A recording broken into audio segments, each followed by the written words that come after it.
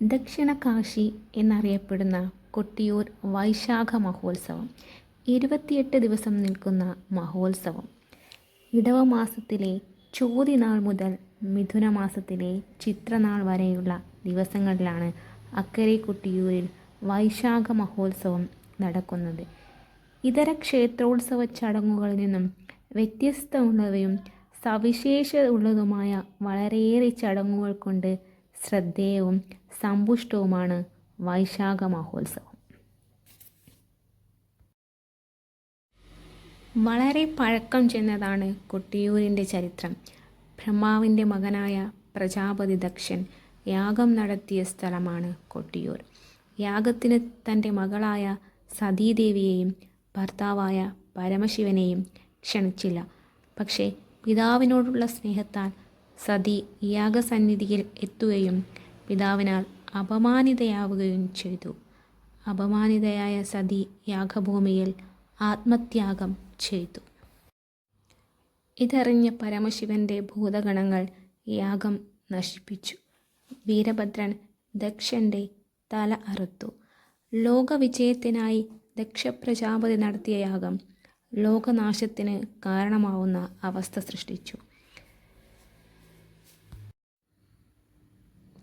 കോപാഗ്നിയിൽ ജ്വലിച്ചുകൊണ്ടിരുന്ന പരമശിവനെ അനുനയിപ്പിക്കാൻ മഹാവിഷ്ണുവിൻ്റെ ലീലകൾക്ക് കഴിഞ്ഞു.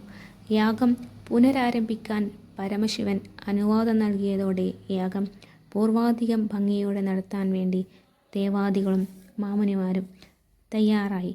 യജ്ഞമൃഗമായി സമർപ്പിക്കപ്പെട്ട ആടിൻ്റെ ശിരസ് ചേർത്ത് ദക്ഷ ശരീരത്തിന് ജീവൻ നൽകി. ജീവൻ തിരിച്ചു കിട്ടിയ ദക്ഷൻ ത്രിമൂർത്തികളുടെ സാന്നിധ്യത്തിൽ തൻ്റെ സർവമോഹങ്ങളും മറന്ന് യാഗം പൂർത്തിയാക്കി.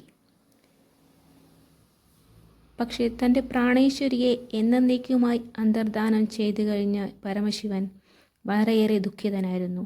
ദേവിയെ വിട്ടുപിരിഞ്ഞതിനുള്ള വിഷമത്താൽ ദേവി ആത്മത്യാഗം ചെയ്ത ഹോമകുണ്ഡലത്തിനരികിലായി യാഗപര്യവസാന വേളയിൽ സ്വയംഭൂവായി നിലകൊണ്ടു.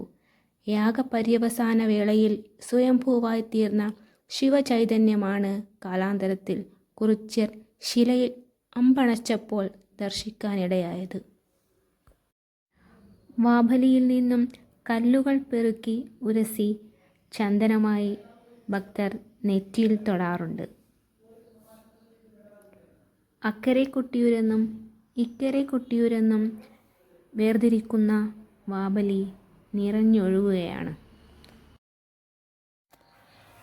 ഓടപ്പൂവ് കൊട്ടിയൂർ വൈശാഖ മഹോത്സവത്തിൻ്റെ മറ്റൊരു പ്രത്യേകതയാണ്. ഭക്തർ തങ്ങൾക്ക് ലഭിക്കുന്ന പ്രസാദമായി ഓടപ്പൂവിനെ കാണുന്നു.